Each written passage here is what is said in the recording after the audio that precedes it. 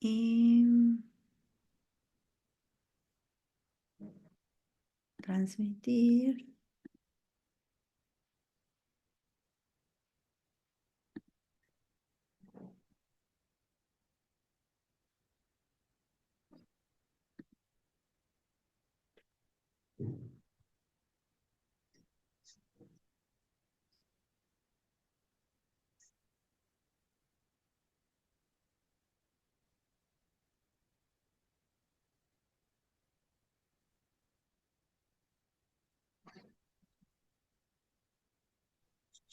Bueno, pues ya estamos haciendo aquí el enlace para la transmisión en vivo. Esperamos estar al aire en cuestión de segundos. Es cuestión nada más de que la plataforma termine de conectar y estaremos ya en vivo y a todo color.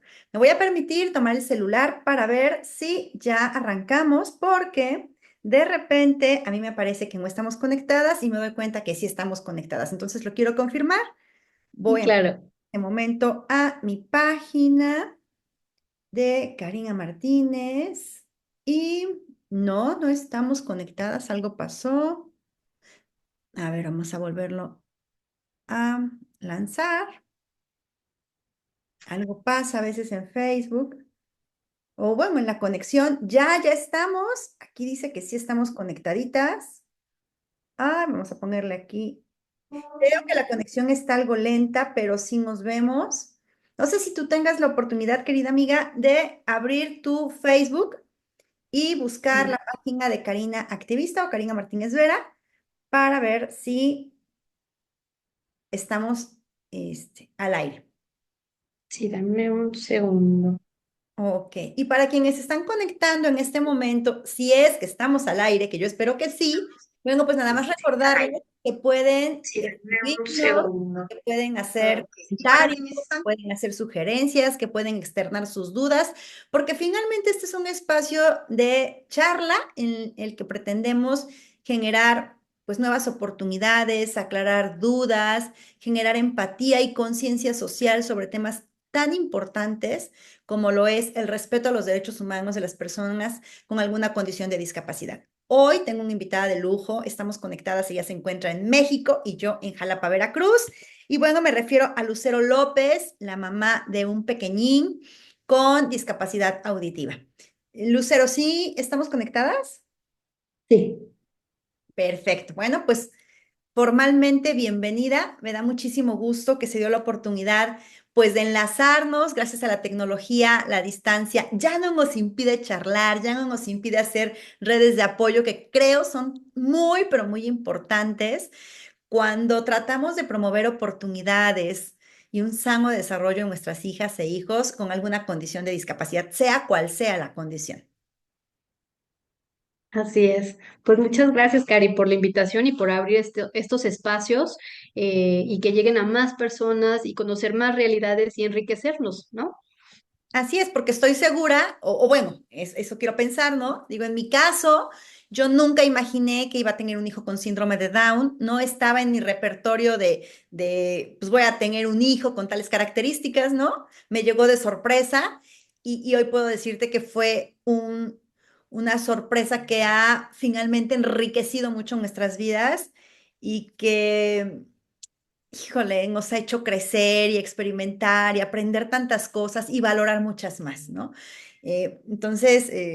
Pero bueno, esa fue mi experiencia. En tu caso, ¿te tomó por sorpresa la noticia? ¿Qué ocurrió en tu vida? Pues sí, ya sabes, yo era una persona que llevaba así su checklist, ¿no? Así de, pues quiero esto, ta, ta, ta, ta, ta. Y pues la vida me da la lección más grande, que es, pues hay cosas que no puedes controlar. O sea, uno no tiene el control. Falsamente cree que puedes controlar algunas cosas, pero no. Y la vida me dio esta lección cuando justo nace Patricio. O sea, aunque yo había planeado un embarazo de tal manera y llevé mis chequeos y todo parecía pues normal, ¿no? Entonces pues dije, pues lo que sigue es el nacimiento de mi hijo y te haces estas expectativas, ¿no? De cómo va a ser tu crianza, cómo va a ser tu maternidad, posparto, las escuelas, las fiestas infantiles, o sea, todo eso pasa en tu cabeza. Y un 22 de diciembre del 2016 nace Patricio y recuerdo, pues, antes de que él naciera, pues todo era risa, cotorreábamos los médicos, mi esposo y así. Y en el momento en el que nace Patricio, hubo un silencio. Yo creo que ese es el temor de todos los padres, ¿no? Así como que, ¿qué pasó? ¿Es normal? ¿Qué está pasando? Y tardó un poco en llorar, Patricio, pero inmediatamente se lo llevan y lo empiezan a revisar y escucho un poco el murmullo del pediatra y la ginecóloga, ¿no? Yo trataba de buscar las miradas, o sea, de buscar información a través de mi esposo o de los médicos y bueno, inmediatamente ya escucho que llora, lo envuelven y pues me lo pasan y cuando lo veo me doy cuenta que algo no había salido bien, ¿no? En mi cabeza, porque veo que Patricio, así a primera vista, nace con una malformación en su oreja derecha y un parálisis facial. Pero, o sea, como que en ese momento fue como, ok, pero bueno, no le voy a dar importancia, es algo superficial pero pues aquí está mi hijo, ¿no? O sea, es lo que tanto he anhelado y amo y demás. Y como que quise como protegerme de ese momento, ¿no? O sea, de que esa expectativa que yo tenía no se estaba cumpliendo, pero dije, esto de todos modos quiero que sea lindo y que... no. Recuerdo que el pediatra en su momento me dijo, mira, ya lo revisamos, va a poder alimentarse. Fue como de, ¿cómo? O sea, no, o sea, es como que te empieza a generar un poco de miedo, ¿no? Ya después me dijo el pediatra, mira, tu hijo está sano, pero cuando nos veamos para la cita de rutina, platicamos. Pero ahorita disfrútalo, como que eh, no te agobies, no busques nada en internet, espera que platiquemos, pero tú tranquila y él está sano. Bueno, creo que fue un shock, pues para mi esposo, para mi mamá, para la familia política, todos, porque pues era algo como de, no queríamos tocar el tema, o sea, era como, o sea, como que bueno, aquí está, es nuestro hijo, no quiero contestar preguntas porque ni siquiera tengo las respuestas, ¿no? Y pues bueno, pasaron los días, voy con el doctor y entonces ahí empiezan pues los diagnósticos, ¿no? Que pues son como las respuestas que uno busca, ¿no? A todas las preguntas de qué pasó, por qué nació así, ¿no? O sea, fue algo que yo hice, provoqué, o no sé, o sea, vienen un mar de preguntas. Cuando veo al pediatra, el pediatra me comenta, mira, eh, estoy casi seguro que Patricio nació con un espectro de un síndrome. Bueno, ya desde ahí fue el primer diagnóstico, síndrome, que entra en esta parte de enfermedades raras, en el caso de Patricio, que es el síndrome de Goldenhar, ¿no? Que está catalogada, no es una enfermedad, es una condición, pero pues el nombre así se les conoce, ¿no? A todos los síndromes, pues raros. Y me comentaba que fue algo que se dio en la gestación, no fue algo hereditario, pero que dentro de todo, digamos que de todos los espectros de lo blanco a lo negro, ¿no? Patricio estaba dentro de lo blanco y que íbamos a ver, pues la formación de sus órganos, o sea, que funcionaran correctamente. Y para mí fue como de, ¿cómo? O sea, ¿órganos? O sea, me dijo, sí, sí, sí, sí, porque cuando el bebé o el embrión se forma, cuando hay una malformación en las orejitas, en la oreja, están comprometidos otros órganos, como son las vértebras, los ojos, los riñones, el corazón. Entonces ahí fue como de, o sea, no nada más es cuestión estética de oreja, es otra cosa. Incluso el parálisis facial, malformaciones craneofaciales, una simetría que tiene Patricio ligera, Ujú. pero hay niños o niñas que nacen con este síndrome y son situaciones mucho más complejas que desde muy temprana edad tienen que ser sometidos a cirugías plásticas, ¿no? No por tema estético, sino por tema funcional, ¿no? Para que puedan comer, respirar o...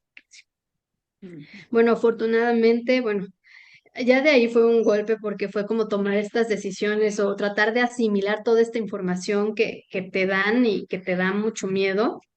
En el Inter, bueno, ya que descartamos que estaba de salud bien mi hijo, me comenta el pediatra, bueno, ahora vamos a ver el tema auditivo, porque pues evidentemente hay una malformación en el oído y eso sugiere que también puede haber una malformación interna, pero hay que descartarlo. Entonces, bueno, ya me explicó más o menos que tenía que esperar ciertos meses, que estuve un poquito más grande Pato, para que le pudieran hacer los potenciales evocados auditivos y poder ver si, digamos, la electricidad pasaba por su nervio auditivo hacia el cerebro. Eso nos puede indicar pues a través de algún aparato auditivo, pues él pudiera escuchar algo. Bueno, no me quise como que sugestionar mucho, apenas estaba asimilando, pero inmediatamente me puse a investigar. O sea, yo fui esa mamá que dije, a ver, síndrome, todo. Audición, microtia, no, a empaparme, a conocer, a saber, a tratar de entender, ¿no? Eh, Después del el diagnóstico del síndrome de Goldenhar, viene el segundo diagnóstico, que creo que pues fue el más, fuerte, aunque yo ya lo sospechaba, ¿no? Pero eh, vamos a que le hagan los potenciales evocados auditivos. Y recuerdo que había muchos papás en las mismas situaciones que nosotros con sus niños y pasaban y los despachaban y les decían, ya les hablaban de diademas óseas, de opciones, ¿no? Y a nosotros no nos decían nada y no nos decían nada y hasta el final nos dijeron, ok, ven, necesitamos hablar. Yo desde que igual vi la cara del doctor dije, no son buenas noticias, ¿no? Paréntesis. Hay otro tema, yo creo que eso también lo compartimos muchas mamás o papás, incluso cuando suceden este tipo de situaciones, cargas con mucha culpa.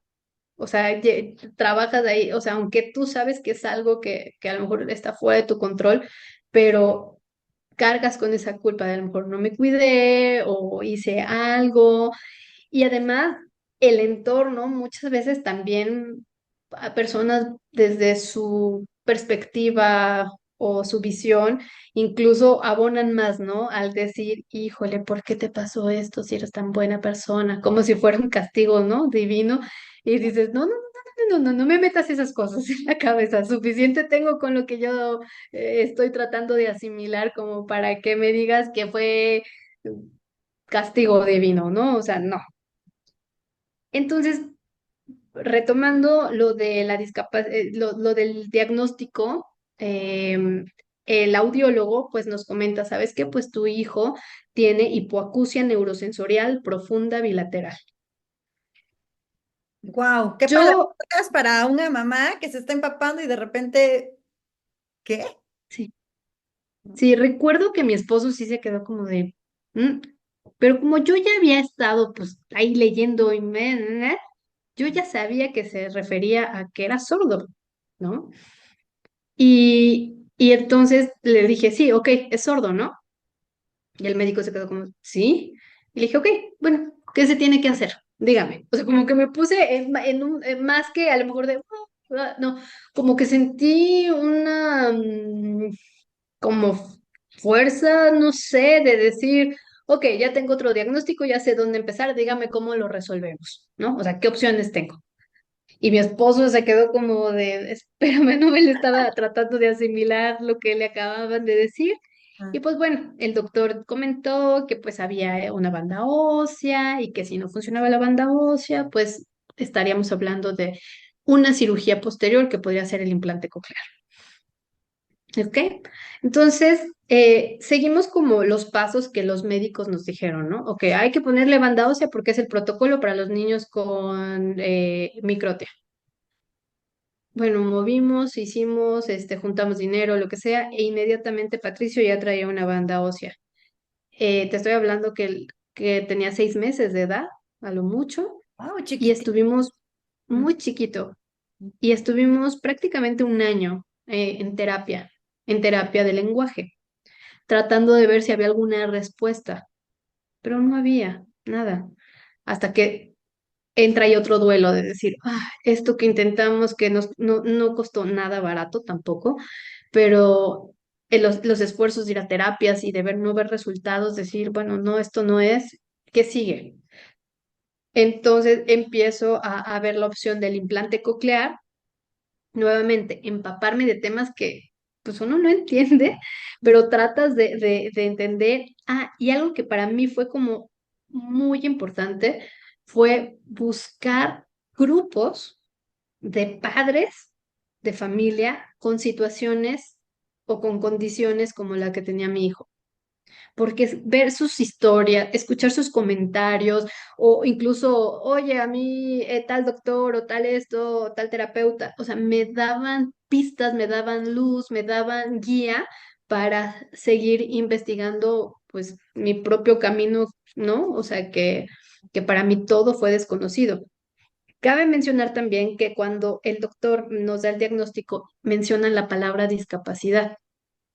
Creo que esa palabra fue muy fuerte ahí para mí, porque me generó mucho miedo por el tabú, el desconocimiento que tenía sobre el concepto o lo que yo entendía por eso, ¿no? Miedo exactamente Inmedi- a que no ¿Mande? lo fuera a aceptar miedo exactamente a qué tenías en ese momento, a que no lo fuera a aceptar la sociedad, a que no encontraran oportunidades para él, a que no pudiera hacer nada en la vida y se volviera una Sí, no, persona sin exacto, poder. como si fuera un destino. O sea, para mí fue como, me está diciendo que tiene discapacidad, entonces su destino va a ser muy triste, con muchos obstáculos, va a depender de mí, de su papá o de otras personas, va a ser sufrido, ¿sabes? O sea, como una cosa muy dramática.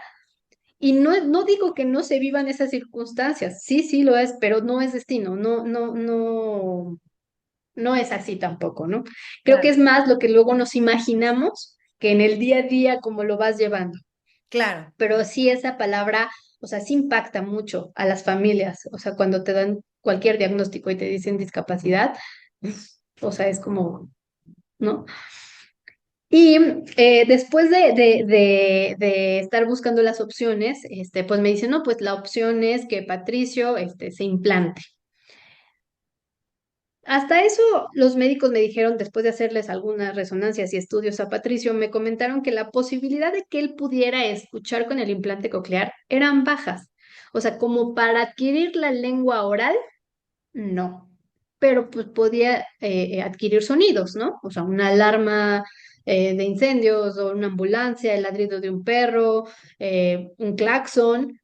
Y me decían, bueno, pues de eso a nada, pues, ya es ganancia, ¿no? Y pues yo, sí, sí, tienen razón, ¿no?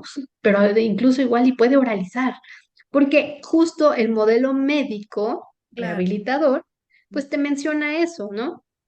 Que se supone, Y cuando llegan en las teoría, opciones, digo que se supone, en teoría, que ese modelo ya quedó atrás hace muchos años. Se supone, ¿no? Y aquí vemos cómo sigue permeando nuestra realidad aún en la actualidad. exacto, ¿no? Y, y recuerdo cuando yo con el otorrino, el cirujano, le preguntaba, oye, ¿qué opciones tengo? O sea, si no funciona el implante coclear, ¿qué más hay? O sea, yo ya estaba así persinada a que yo iba a hacer todo lo que tuviera que hacer para que mi hijo tuviera pues oportunidades, ¿no?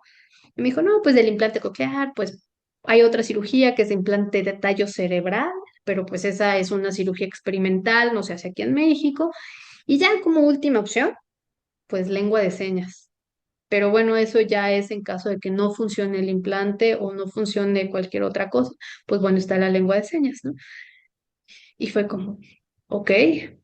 Entonces, yo empecé a evaluar, pues bueno, mis opciones, pero dije, bueno, vamos a implantar, ¿no? O sea, no quiero quedarme con esa duda de si, o sea, si tomamos una decisión y si lo llegamos a perjudicar o no, o si en algún momento él me reclama y me dice, mamá, ¿por qué no lo hiciste? No sé, o sea, yo en mi cabeza era de, no, todo lo que me digan los médicos lo voy a seguir a rajatabla y no importa lo que cueste. Eso está muy cañón. Y ahorita voy a explicar por qué. Porque en ese entonces el implante coclear costaba $500,000. Algo que no contaba, o sea, aunque contaba yo con seguro de gastos médicos, pues no lo cubre. Una, dos, pues no tenía esa cantidad de dinero y de pronto te dicen, y es que entre más pronto lo consigas, mejor por la plasticidad cerebral, lo ideal es implantar a los niños a los 2 años. O sea, Patricio ya tenía 1 año y medio, porque ya habíamos perdido tiempo con una banda vibratoria, bueno, se me fue ahorita el nombre. Y entonces era como, no, tenemos el tiempo en contra, ¿no? O sea, necesitamos que ya escuche y todo. Bueno, hicimos una campaña para recaudar fondos. Puedo decirte que ha sido una de las experiencias más enriquecedoras de mi vida porque,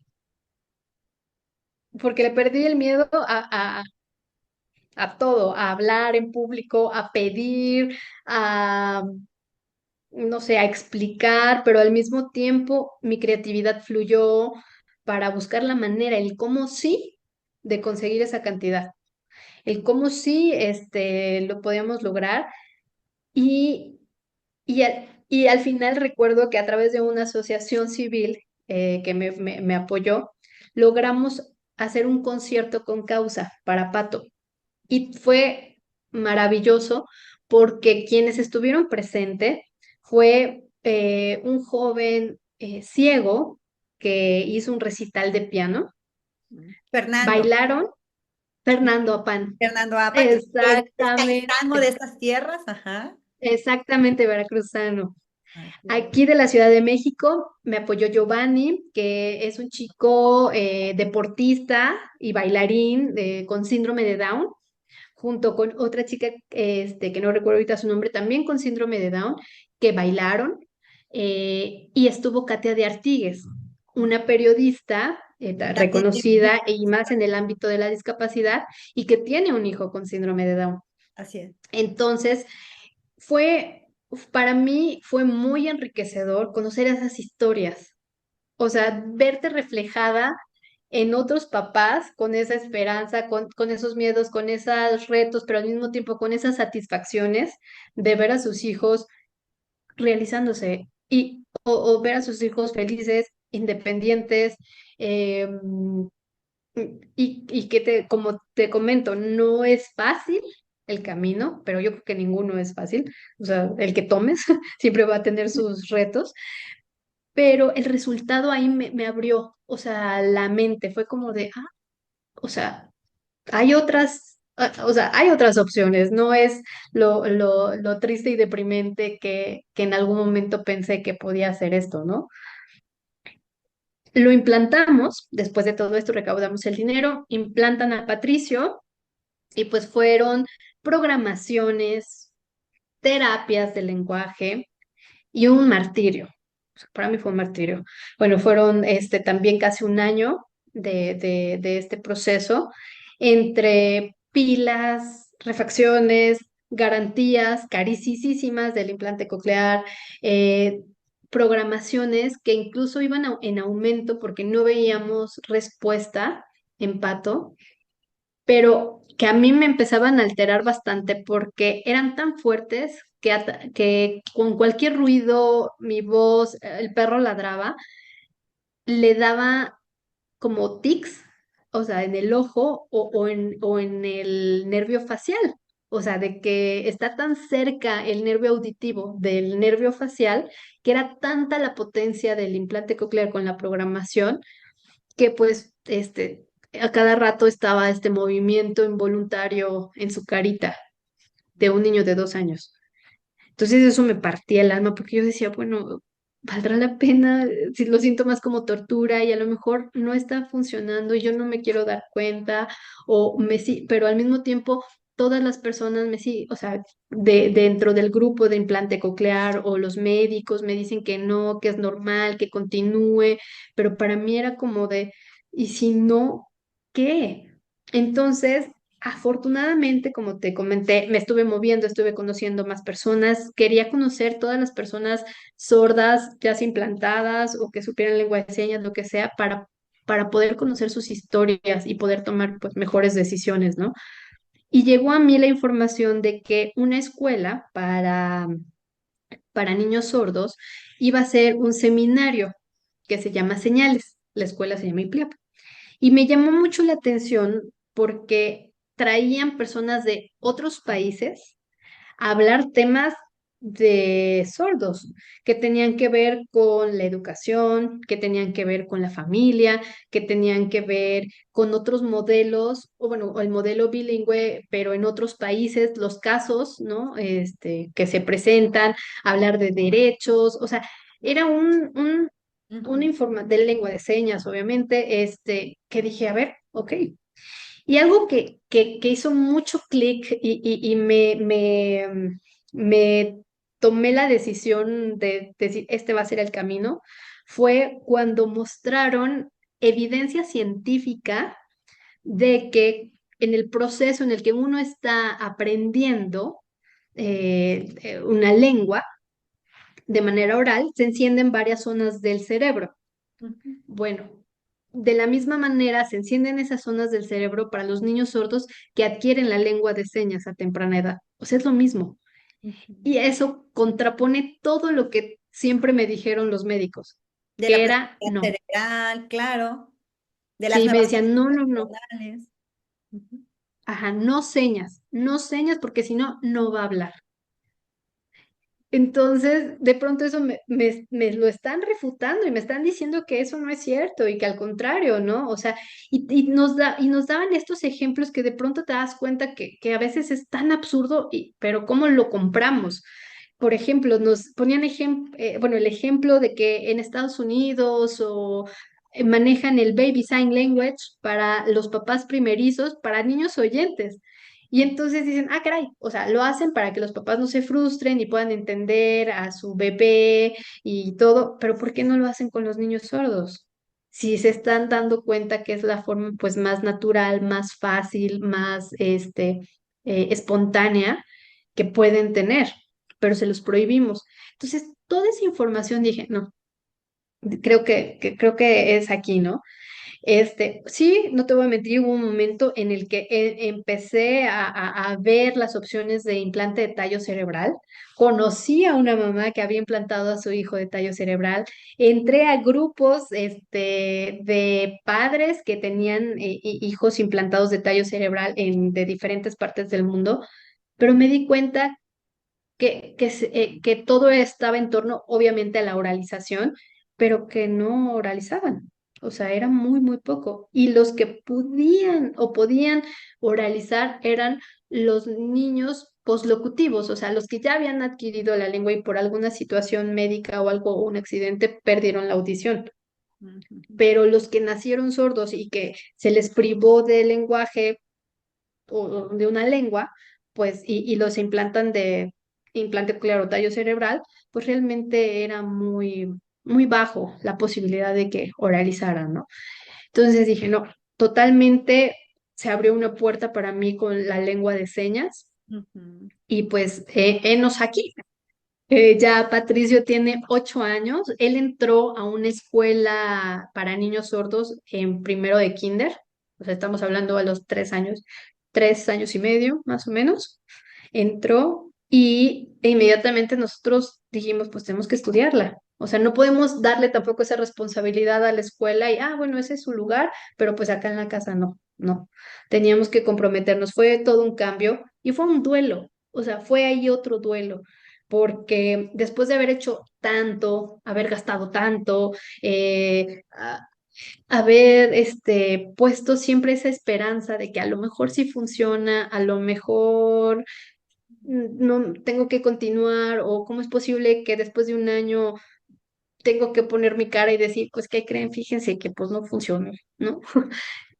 No sé, o sea, eran muchas cosas que de pronto fue justo pasar por un duelo, de decir, este no era el camino. O sea, lo intentamos, no me arrepiento porque aprendí mucho en el camino y creo que me volvió muy empática también con los padres que han decidido implantar también a sus hijos y lo difícil que es ese camino también, por lo que ya te he comentado, pero al mismo tiempo, ahora estar de este lado que tiene que ver con la lengua de señas y la realidad de las personas sordas, la educación de las personas sordas, los retos,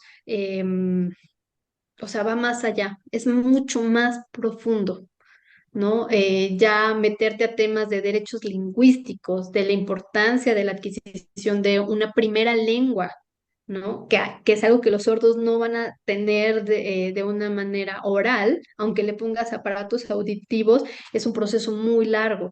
En cambio, con la lengua de señas y teniendo un dominio de ella de alguna manera, al darlas en la primera infancia, o sea, el fruto es mucho mejor. Ahora, quiero aclarar, yo no estoy en contra de implantes cocleares auditivos, de aparatos auditivos ni nada, no, al contrario, yo creo que hay que darle a los niños sordos todas las herramientas que se puedan, pero siempre con el foco de que adquieran una lengua, la lengua que más se les facilite a ellos, porque a través de esa lengua es como nosotros desarrollamos el pensamiento, la Ujú. riqueza del pensamiento.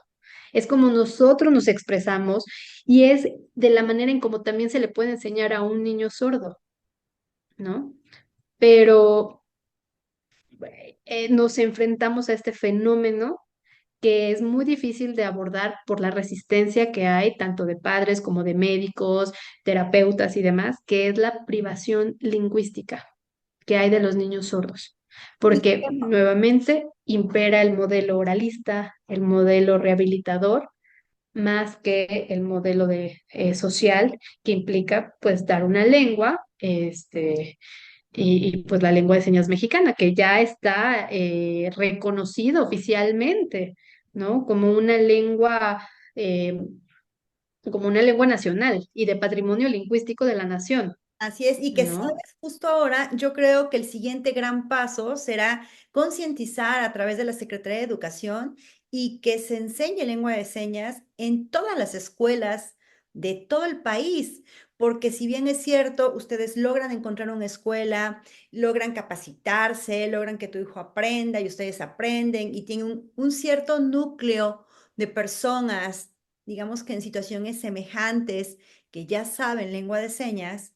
Lo cierto es que el mundo es inmenso y México, pues, también lo es, ¿no? Es muy grande.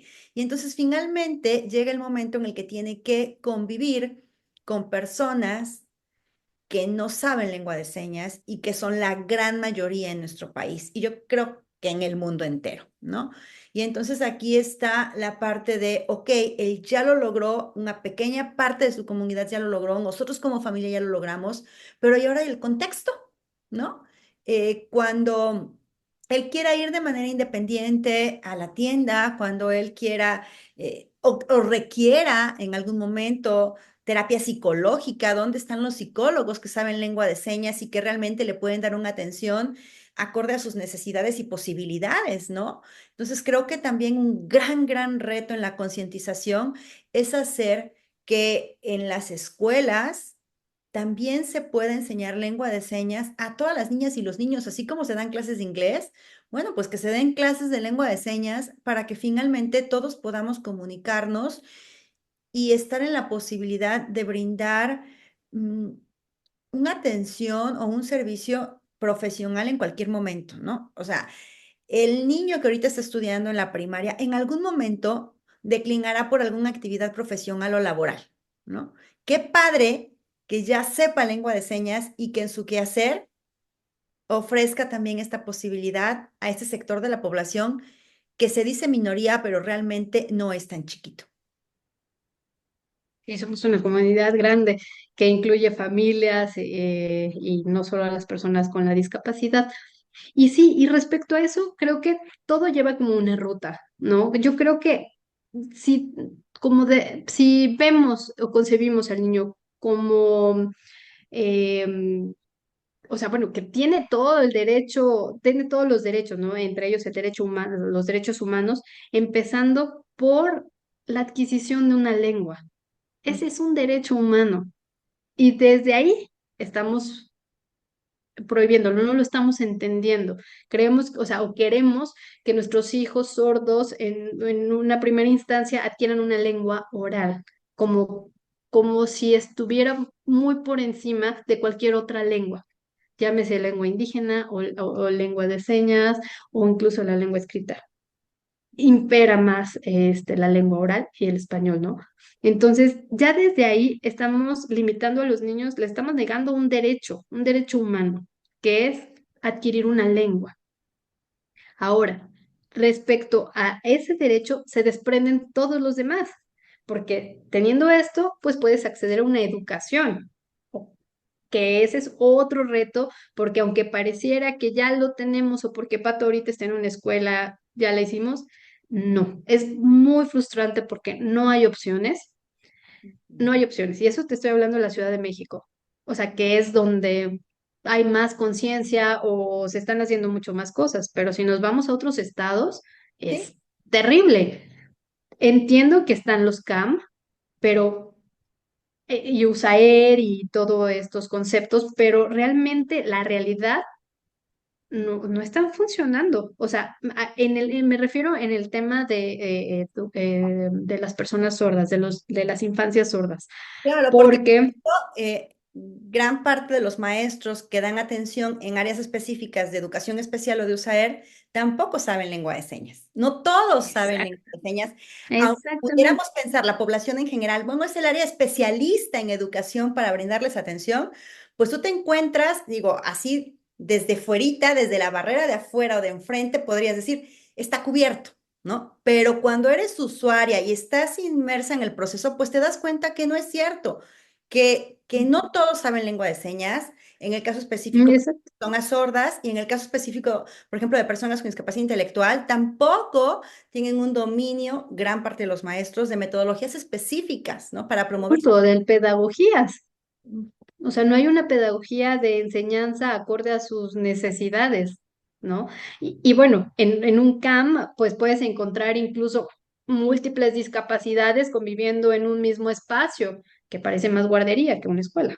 Es que también sería En- entendible el darnos cuenta que un maestro, digo, nuestros hijos requieren ciertas especificaciones, ¿no? O especificidades, ¿no? No le vas a enseñar de la misma manera, aunque sea el mismo contenido, no se lo vas a enseñar de la misma manera a una persona sorda que a una persona con discapacidad intelectual, ¿no? O a una persona ciega. Ujú. Necesitan las Llega, ujú, estrategias, sí. ¿no? Y entonces, pues también qué complejo el que un maestro, aunque tenga toda la buena intención, pueda brindar esa atención específica a las necesidades de la comunidad, que es tan diversa, ¿no? Entonces, aquí tendríamos que plantearnos un cambio desde el sistema educativo. Ujú, sí, totalmente, ¿no? Y bueno, ahí también hay muchos retos en el sistema educativo, desde cuestiones de infraestructura, efectivamente la falta de especialistas, ¿no? Del personal que puede apoyar presupuestos, Ujú. ¿no? De presupuestos, metodologías, pedagogía.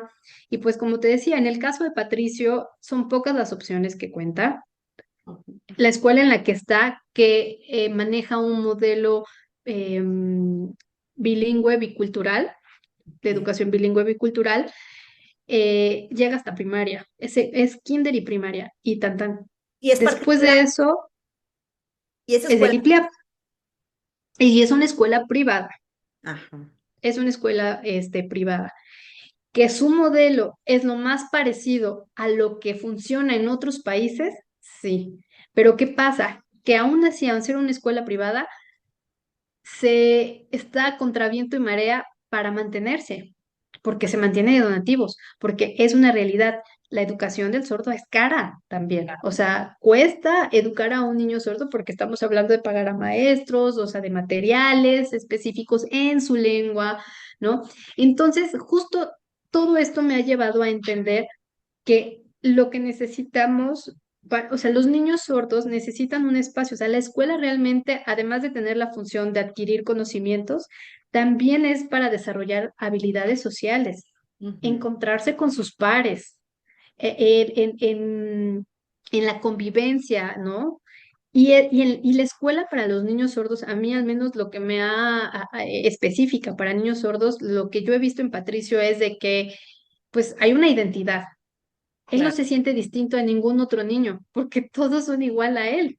Se comunican de la misma manera. Entonces, verlos eh, comunicarse en su idioma, en su lengua, en una escuela, en un contexto donde tienes a profesores sordos, incluso la persona que limpia sabe algo de lengua de señas, los maestros, el administrador, la directora, los convivios se hacen así y fomentan que la comunidad, los padres de familia aprendamos la lengua de señas, ¿no? Entonces, de pronto se vuelve pues esta burbuja lindísima, Ujú. pero que después se termina y ¿y ahora? Claro. ¿Y ahora dónde lo llevo? Y ahora, entonces estamos hablando ya de otros retos que son el intérprete educativo, lo cual es muy distinto a cualquier otro intérprete. O sea, hay intérpretes, pero hay intérpretes que se certifican en conferencias, ¿no? Como los del presidente o eventos de ese tipo. O hay intérpretes educativos, hay intérpretes para, o sea, cuestiones más sociales o, ¿no? De Claro. interpretación. Entonces, o sea, es distinto, no puedes poner a cualquier persona, ah, bueno, sale, a ver, interpretada, ¿no? En la escuela. Ahora, son los costos. De pronto es verte en la necesidad de ponerte de acuerdo con los padres, así de, bueno, ya estamos en sexto de primaria, ya el siguiente año pasan a secundaria, ¿a dónde nos vamos? ¿Nos vamos juntos? Para que, o sea, para que, porque además ellos ya hicieron, los niños ya hicieron un lazo, ya tienen sus amigos, y entonces quieren continuar. Entonces de pronto es, bueno, vamos a buscar a esta escuela o este camp, pero de pronto, no, pues no hay intérprete o hay que pagarlo porque pues no hay recurso o no sé esto. Y entonces se vuelve también un martirio, ¿verdad? Y es una realidad también, tengo que decirlo, que al final los niños sordos, su segundo idioma o la segunda lengua que aprenden de manera escrita es el español. Entonces, muchos de estos niños que salen de primaria, pues salen pues con un rezago educativo comparado con los otros niños oyentes en otro en su mismo nivel. Entonces salen con un rezago educativo de alguna manera semilingües porque no dominan al 100 la lengua de señas muchas veces porque hay que mencionar este dato importante. Más del 90% de los niños sordos nacen en familias oyentes.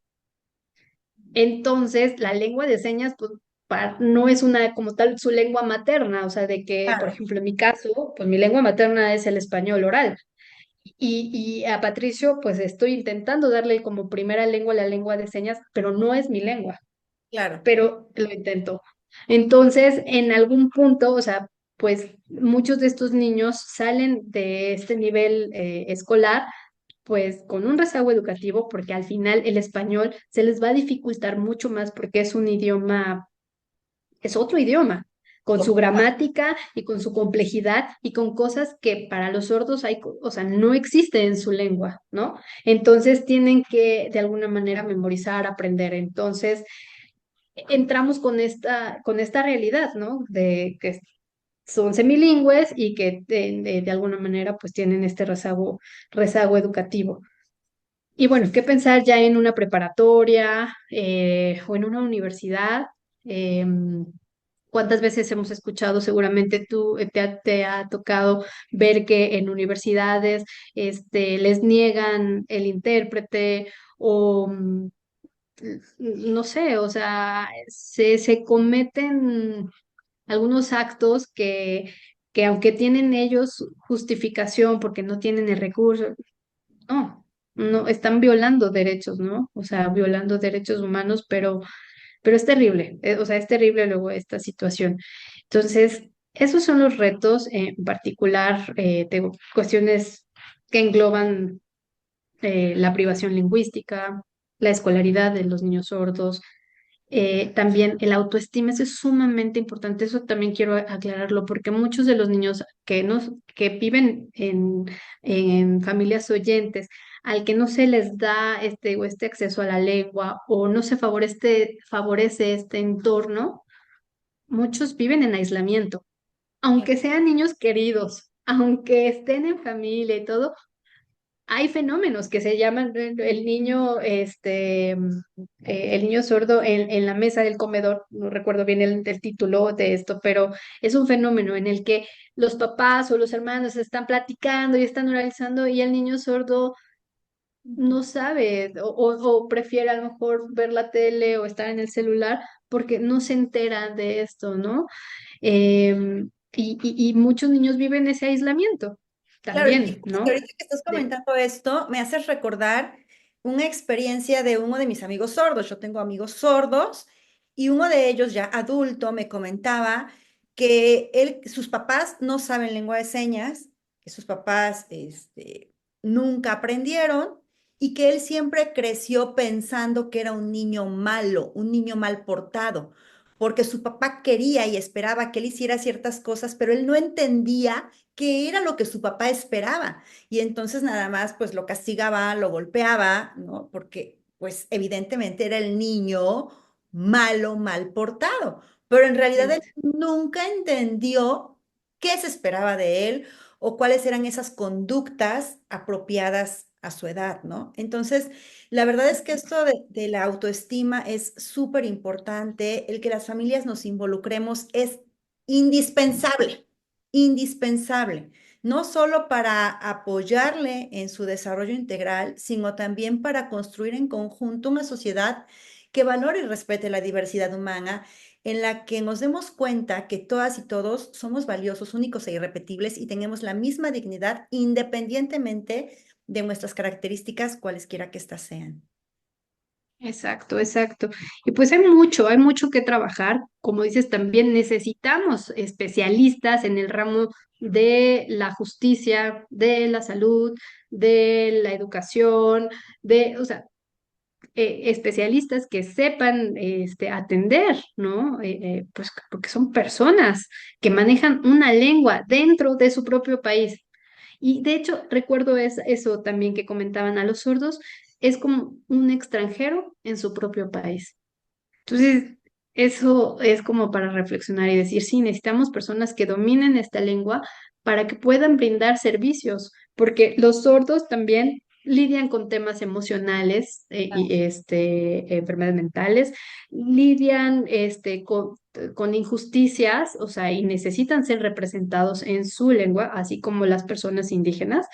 Necesitan una educación de calidad, ahora que mencionan, sí, la educación de calidad, la inclusión, que nadie se quede atrás, shalalalalalalalala.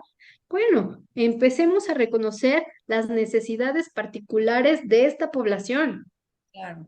y favorezcamos que se den, ¿no?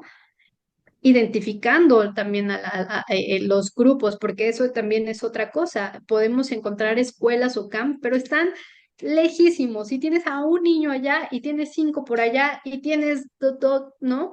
Y muchas veces, no, pues nada más tiene un niño sordo, pues no, no se le puede dar el recurso, ¿no? Ah, o sea, entonces todo ese tipo de cosas. La justicia, la salud, incluso el goce, el entretenimiento, el arte, la cultura, o sea, todo eso tiene que pensarse. Ahora, entendiendo que también hay una gran diversidad de personas sordas. Eso es también. Hay personas sordas que oralizan, que leen labios, hay personas sordas que son usuarias de lengua de señas, hay otras personas que no son usuarias de lengua de señas y que no saben leer ni escribir. Claro, ajá. Entonces, son retos muy, muy, muy grandes. Así. Pero yo soy ferviente en la defensa de la lengua de señas a temprana edad. como un derecho para los niños, para las infancias y un derecho lingüístico, porque el fruto lo vemos cuando los niños pueden entender su entorno. Justo Claro. lo que comentabas, de pronto, imagínate lo que tuvo que pensar tu amigo o cómo, o sea, su introspección de decir, yo soy el que está mal, Claro, y que pero además porque quedan no lejos de tener cómo información comunicar y conectar, por supuesto. ¿no? Y te comentaba que también se quedan fuera de información básica y fundamental para vivir una vida en plenitud. Otros amigos también sordos, hicimos un diplomado de manejo de conducta y de sexualidad y Mm, este ujú. matrimonio sordos asistieron al diplomado, ¿no? Y ellos me decían, pues fíjate, nosotros nos casamos y tenemos hijos, pero nunca nadie nos explicó nada de sexualidad. No Sí. sabemos cómo educar a nuestros hijos. Hay muchas cosas que desconocemos, ¿no? Pero porque son temas Violencia. que muchas Es otras mucho. personas vemos de manera natural, ¿no? En la primaria, en la Ujú. secundaria empiezan a ver temas de sexualidad y demás, y que a ellos les pasa desapercibido porque pues no se enteran de qué está ocurriendo, incluso estando presentes en el salón de clases, ¿no? Entonces sí es necesario que volteemos a ver con claridad qué está pasando, ¿no? Yo sé que de repente las estadísticas tampoco nos cuadran, ¿no? Que los números no son tan certeros como lo que vivimos en el día a día, ¿no? Se habla, por ejemplo, de un aumento en suicidios en la población, pero ¿realmente hay Sí, un estudio que nos diga cuántas personas sordas se suicidan? ¿O no? Simplemente dicen se suicidó y no saben si se suicidó porque es una persona sorda que nunca tuvo una atención psicológica que requería, ¿no? Entonces, en su lengua, claro. son temas que necesitamos hablar y que necesitamos mostrar para llegar a las personas indicadas para que se hagan estos cambios que no podemos hacer solamente las familias, ¿no? Que sí requerimos de un apoyo legislativo, que sí requerimos de una conciencia y de una modificación en la Secretaría de Educación, en el sistema de salud, en el sistema de transporte, o sea, en todos Sí, lados. Hay mucho por hacer. sí, sí, sí. Y ya nada más para cerrar, también terminaba con mi último diagnóstico de Patricio, que fue de TDA. Y entonces es nuevamente como tratar de informar, de concientizar, de aprender, o sea, es reaprender constantemente. Yo puedo decirte que con Patricio he aprendido muchas, ha sido mi maestro de vida, definitivamente, y para todos los que nos rodea.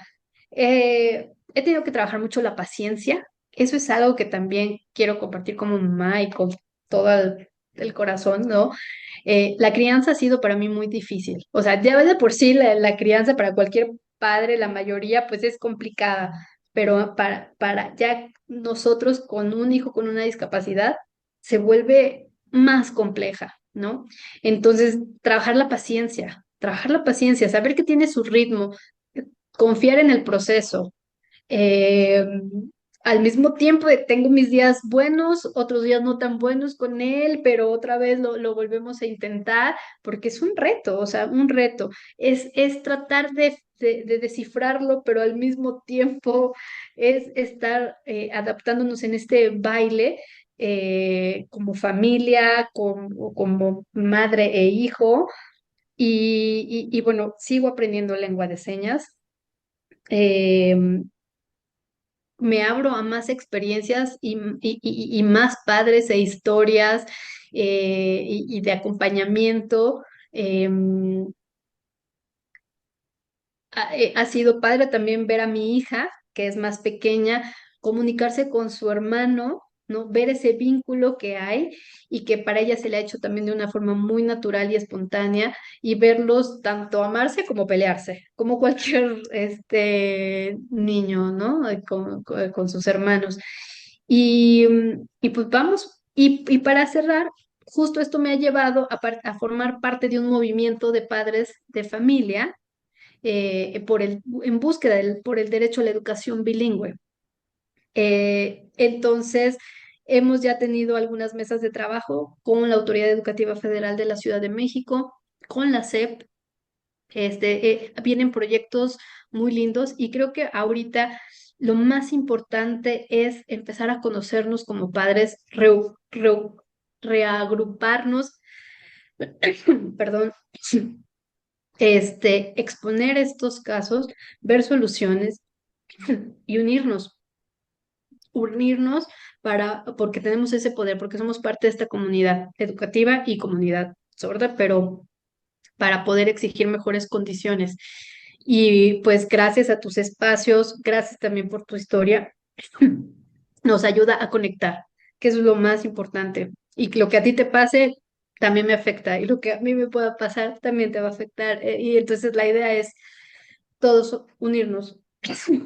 Oye, y pues para cerrar, por favor, comparten en redes sociales, teléfono, no sé dónde se pueden comunicar contigo. Seguramente más familias estarán viendo este video y comentarán, tendrán dudas o querrán acercarse y quizá también sumarse a esta concientización y decir, oye, ¿qué escuela me recomiendas? O me quiero ir con ustedes a dar mis vueltas y a platicar a la SEP. Necesitamos llevar esto a otro nivel y se quieran sí, perdón, sumar a este cambio tan necesario que se requiere. ¿A dónde? Sí, es un grupo en Facebook que se llama Movimiento de Familias por el Derecho a la Educación Bilingüe, LCM Español. Ahí nos encuentran en Facebook.